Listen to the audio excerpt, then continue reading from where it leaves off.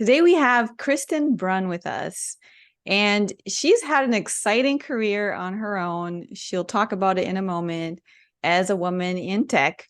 And now she embarked in a new journey, and that's what she's going to share with us. She actually helps people with improv theater to, I'll let you talk about it in a moment. But today she's going to be talking about how to use techniques from improvisation theater to help you speak up effectively. And let me talk a little bit about Kristen, and then she can add on to what I share. So Kristen Brun is now an executive and leadership coach and a corporate facilitator that spent 15 years leading teams in advertising, tech, and marketing at companies from early stage startup to even Fortune 100.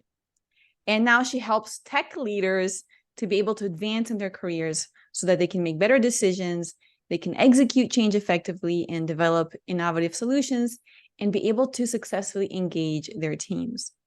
And I decided to invite you to the podcast because I think improv is so powerful, especially when it comes to speaking up effectively and gaining the courage to also speak up. So I'm excited to get to chat with you today. Thank you. I'm excited to be here. So is there anything you want to share before we start our conversation about you and why you embarked in this? You left the tech corporate world and you started this baby passion project, which is now growing and thriving. So as you mentioned, I had spent about 15 years in tech and marketing, leading various teams. I have always loved leadership development as a space, and I always knew that I would want to have my own business eventually because my dad was a business coach and facilitator, so I had a lot of early exposure to it. Really put the puzzle together is I started doing improv about 6 or 7 years ago, just on a whim. I was in a period where I was trying a bunch of new things. I was not long out of a breakup, which always helps. And I just decided to take an improv drop-in class, even though it was terrifying. And what kind of caught me is, even though it was scary, it was really fun. And I loved the community. And then I found myself taking a 6-week level 1 class, and then another one and another one. And then a year and a half later, I had done like all the levels, and I had this amazing hobby and community. So at some point I was like looking back and realizing just how much of an impact improv had made on my professional life, like my personal life. And that really put together that final piece of the puzzle for me, where I realized that the vast majority of people are not going to take an improv class, and that's fine. It's really scary. I get it. And it's really like a nightmare for a lot of people. But I want to be able to help bring them some of those same benefits without them having to actually go to an improv theater. So that really put the final piece together into what is now my business. I love that you experimented things way into your career. I think that's beautiful, and more people should do that as well. What was it about improv theater that you felt helped you? So there's a lot of pieces to it, and I've just broken it down into a model at this point. But I think particularly coming from somebody who has always been an introvert, at this point, I'm a fairly outgoing introvert, but I'm definitely still an introvert. And I was extremely shy for much of my life, and maybe still could even be considered shy in some ways too, even though I basically talk to people for a living.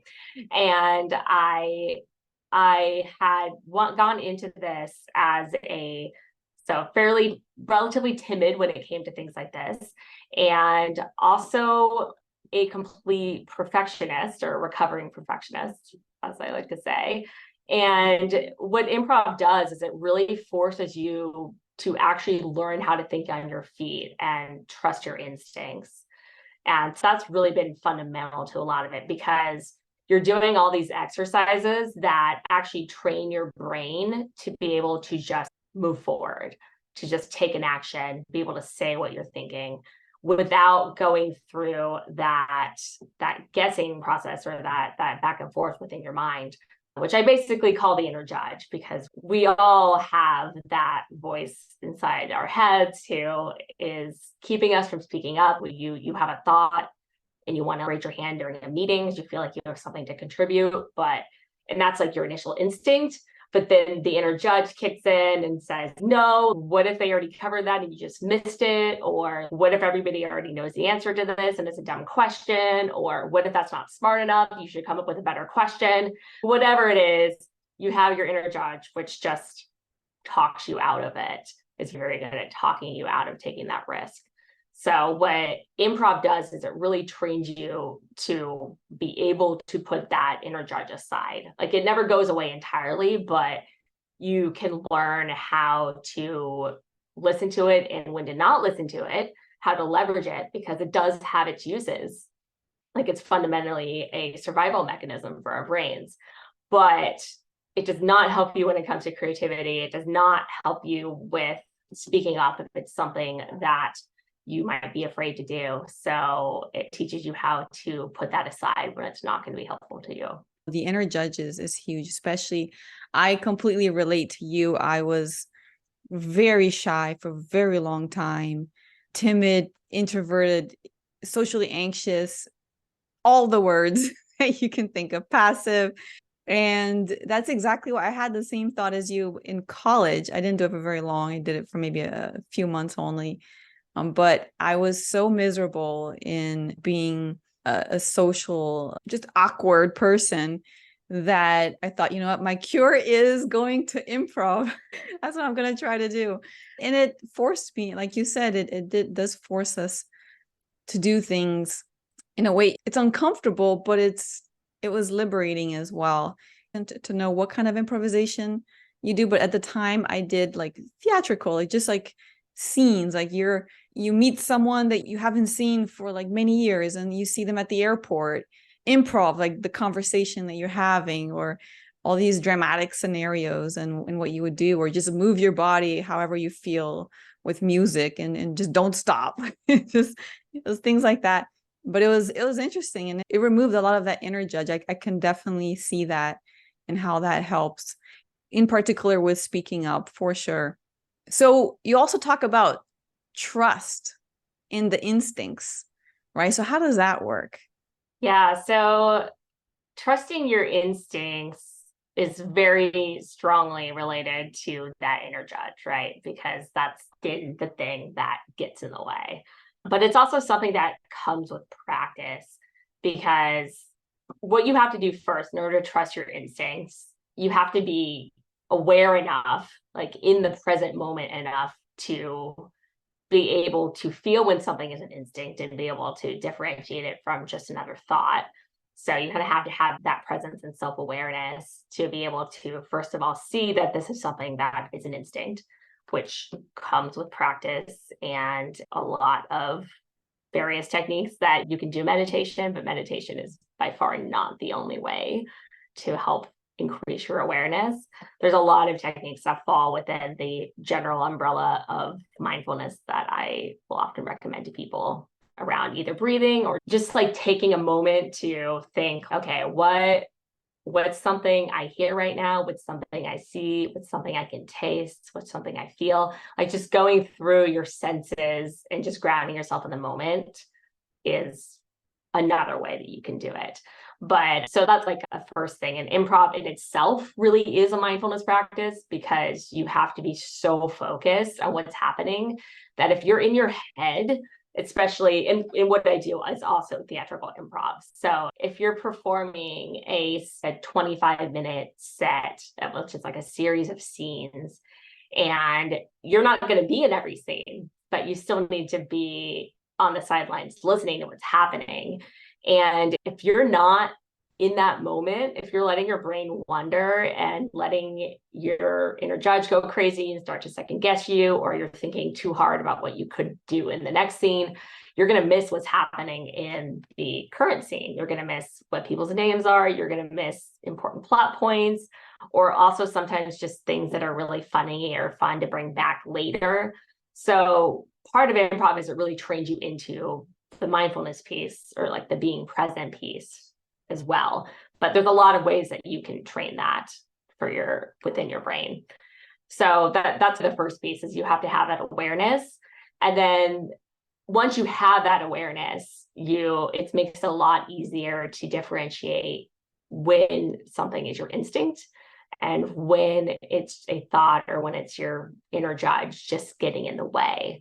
So with practice, and in particular, I have a number of exercises that I recommend to people that they can even do by themselves to just help train your brain, like, and create those neural pathways.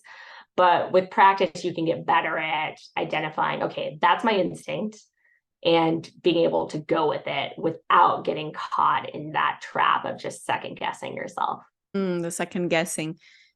What I remember earlier in my career was being, and this goes back to the being present part that you were talking about. I would be in these meetings, and I remember that because I couldn't really speak up, I don't know, just it was hard to do so. Everybody was talking all the time, and it was just hard to get that space and start talking for whatever reason. I remember that it really took me out of the moment, and I wasn't present as much, and I wasn't listening to the people in the meeting as much, because it became just this mental battle where I was trying to figure out what to say, how to sound smart, what comes next, what someone's going to say afterwards, how am I going to interrupt.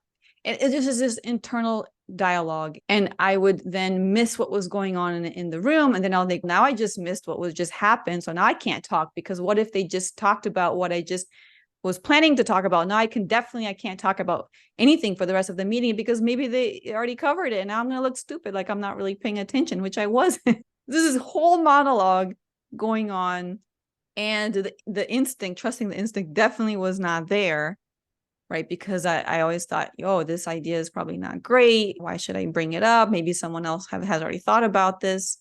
Just so much crazy talk going on in the head. And maybe improv, I don't know if there's like an improv for sharing of ideas, but I can definitely see how that would help these situations. Yeah, I relate so strongly to that. I've had that same inner dialogue in many meetings in my career. But yeah, I definitely did find that improv helped me with that as well.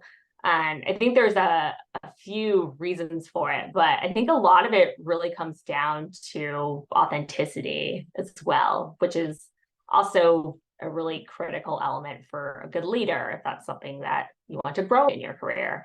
And it's something that we don't necessarily learn in the workplace, because we're always conscious of how we're presenting ourselves, and how smart we're coming across, like how we're perceived.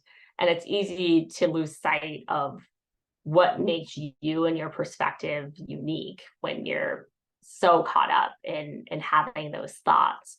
I think in addition to the being more present and learning how to have more control over your thoughts and your inner judge in particular, learning how to put that aside, I think it also helps you recognize like what it is that you're really feeling in the moment, which is part of emotional intelligence. Like how this comes up in improv is, for example, if you have a scene and somebody says something that either is weird or it just makes you like a tiny bit like uncomfortable, and your reaction is to just be like, ugh, that, like, it's a very like authentic, deep reaction. When I first started doing improv, I would have that reaction. You could see it on my face. But then I would be like, oh, maybe that's not the right reaction. Like maybe I should be responding in this other way. Like maybe it'd be funnier if I did this other thing instead. And my coach would always be like, wait, hold up. You had that reaction. Go back to the initial reaction, because guess what? It's authentic to you. It's going to be much easier to play. You're not going to be fighting what your natural reaction is as the person in that scene.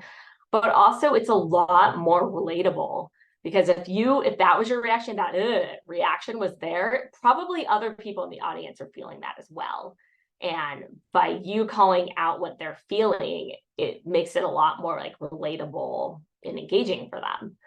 So that really stuck with me, that whole, I've been in so many meetings where there's leaders where something big has happened and the leader's not really acknowledging it. Like they're just working around it or trying to just be like, oh yeah, let's just move forward. That's great. But what happens is it builds up this tension where everybody in the room knows that there's this big thing that's not being talked about.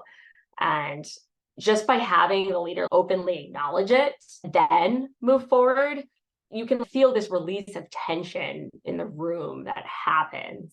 So I think that all really plays into how important it is to be authentic. And that's true at all stages of your career. And if you can train that and be okay with your own perspective, which comes with a lot of time and practice, it just sets you up for further in your career as well. For example, massive layoffs that have been happening in the tech world. A lot of leaders just ignore it. It's the layoff happens. Okay, let's go on. Let's move on. And people are scared. They're like, oh my gosh, I'm gonna have to work double now. I lost all these people. I lost my team. I lost this. What's gonna happen to me? Is there gonna be another round of layoffs? And nobody talks about it. I can see that scenario as well. But you're right, just a leader saying, hey, this thing is it's terrible. It's upsetting. It's scary. It's uncomfortable. We're going to figure it out. Here's what we can do moving forward. Before we move into some of the improvisation techniques, let me ask you this question. What was one of your favorite improvisation exercises that you did when you were going through this journey?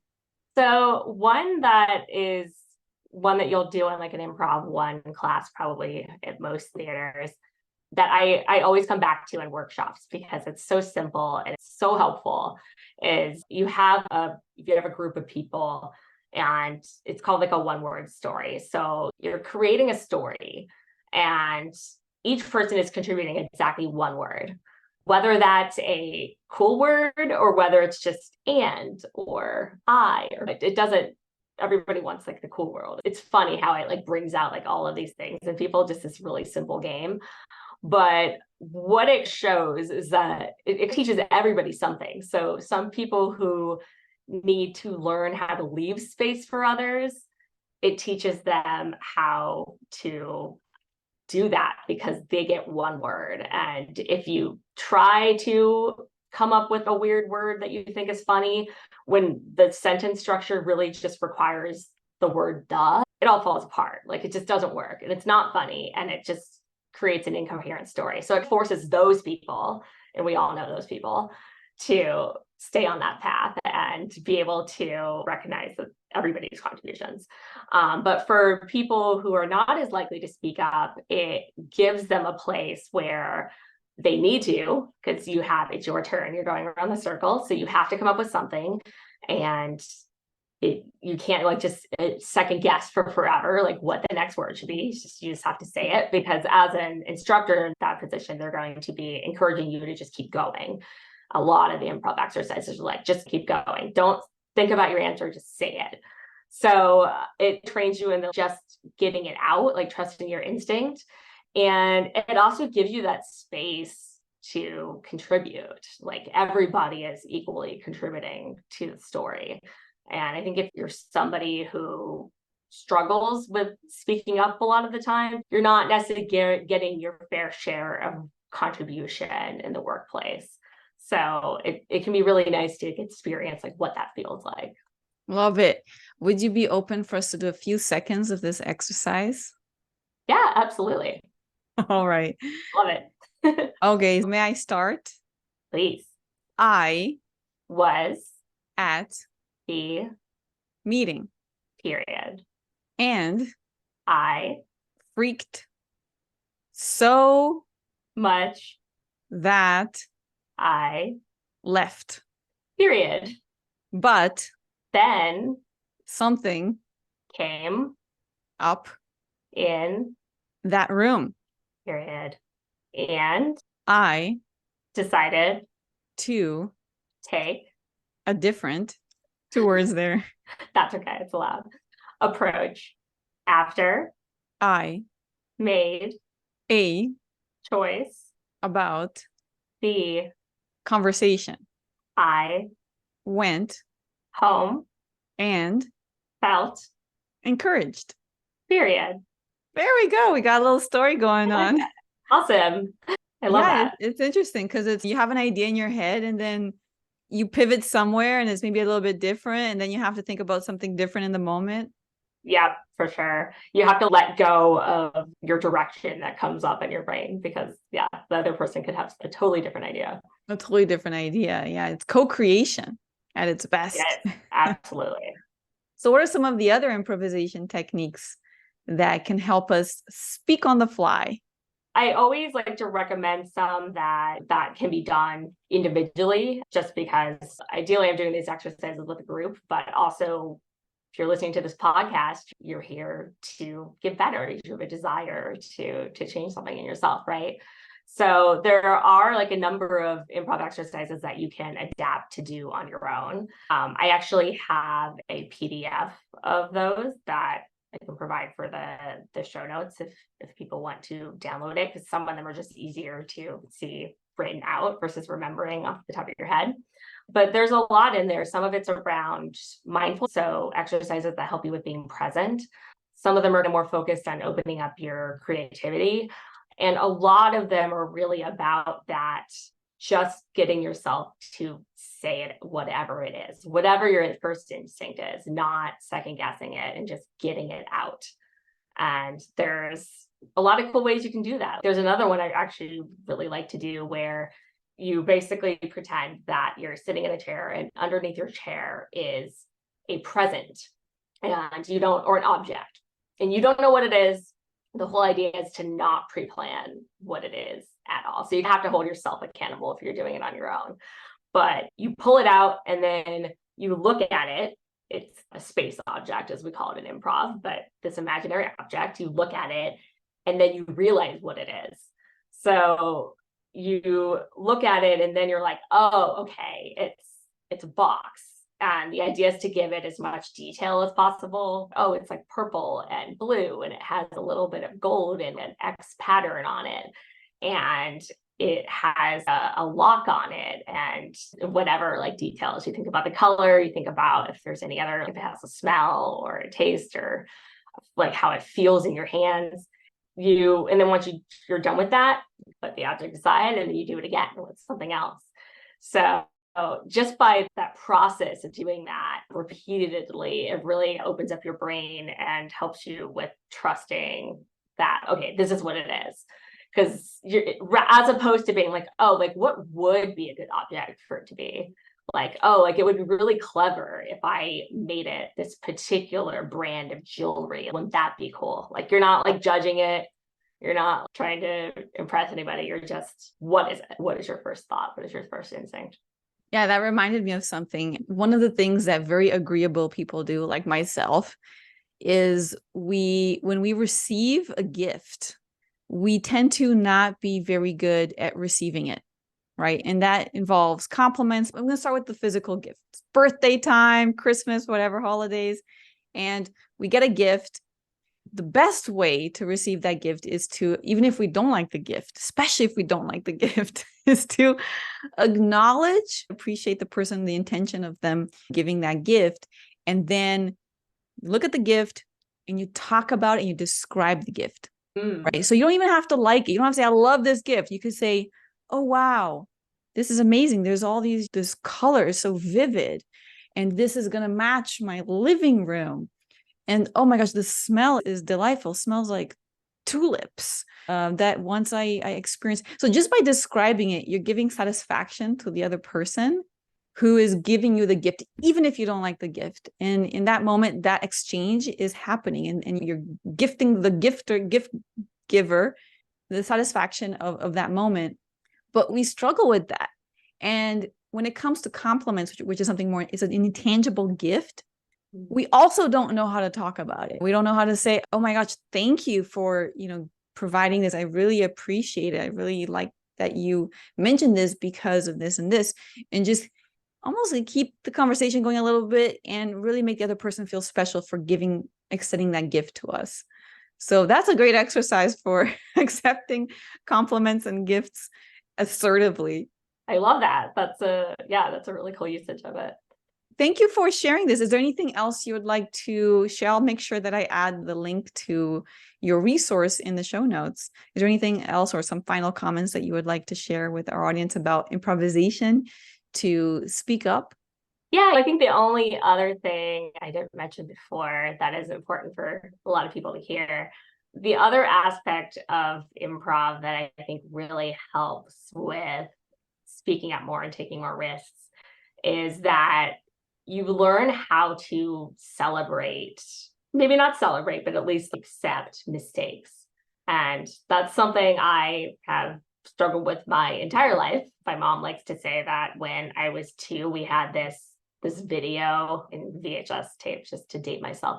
But it was like a teaching video, and it would ask questions. And every time I got one wrong, I would ask my mom to rewind it so that I could go do it again and actually get it right, because that's just ingrained in me. So I naturally just do not like making mistakes. It's a part of who I am. And that's true for a lot of people.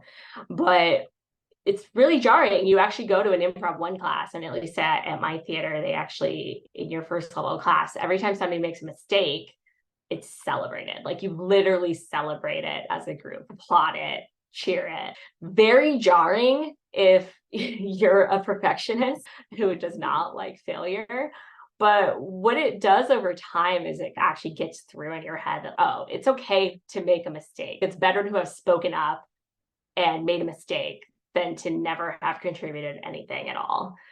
And it's really true. As far as improv goes, I now realize, having done it for a while, that when people make mistakes, it's amazing, because if you call it out the right way and they're not feeling shame about it, they're up to playing with it. That is when some of the funniest improv happens, is when there's a mistake that is made. And I think that's true in life too, and true in work. Like, sometimes the mistakes that you make actually lead to the greatest opportunities and the greatest learnings. And it's okay to make mistakes, and it can be really hard to get that through your brain. So I think that's the other piece from improv, I would say, that can be really helpful for that. I love what you just said, because applauding mistakes. I think there was some like major medicine, penicillin, I think that's the name, that was a lot of like these medications were created by mistake. These things that saves lives, they were a complete accident. They were a chemical or biological accident. And yet there they are, like, helping so many people. And the other thing that your story reminded me, in business school, we had this thing, because it was like a time towards the end of the business school, we're doing all these interviews to get either internship or a job. And we had something called the ding bell, which is every time you got dinged, you got dinged, and a company basically said, nope, we don't accept you. You failed at the interview. Then there was in the cafeteria, there was a ding bell that was like hanging from the middle of the cafeteria. And then you would go there in front of everybody and play the bell, and everybody would cheer. Oh my gosh, I love that. And it removed that stigma of, okay, we can't talk about being, of failing at an interview, because, hey, almost everybody here is going to get a couple of dings. Like, it's just going to happen. So that was I think it's very similar to what you're saying, which is like cheering the mistakes. So I love that. I love that. That's amazing to hear, by the way. I've been in a lot of like offices or situations where there's like a gong for like successful sales, but I've never heard it for the reverse. And it's important, especially like the world we live in. I love LinkedIn. It's like the center of like my business, basically. But you don't see a whole lot of failure on there. There are some people who will talk about stuff, but for the majority of people go on LinkedIn and they talk about the new job they got. They don't talk about all the rejections they had for like months beforehand. So I love hearing that. Exactly. We should definitely talk more about and publish more, like Sarah Blakely, right? Our failures and mistakes, even if in an improv way. So I love that. And where can the audience find you further? So my website for my business is emboldify.com. It's just EMBOLDIFY. And I am on a few different social media, but I'm most active on LinkedIn. And my handle is just Kristen Brun, all one word. Perfect. Thank you so much, Kristen, for joining us today and demoing a little bit of the improv exercise and sharing how to improv to be able to speak, be present, and have a good, positive relationship with making mistakes. So thank you so much for having me. I love this discussion.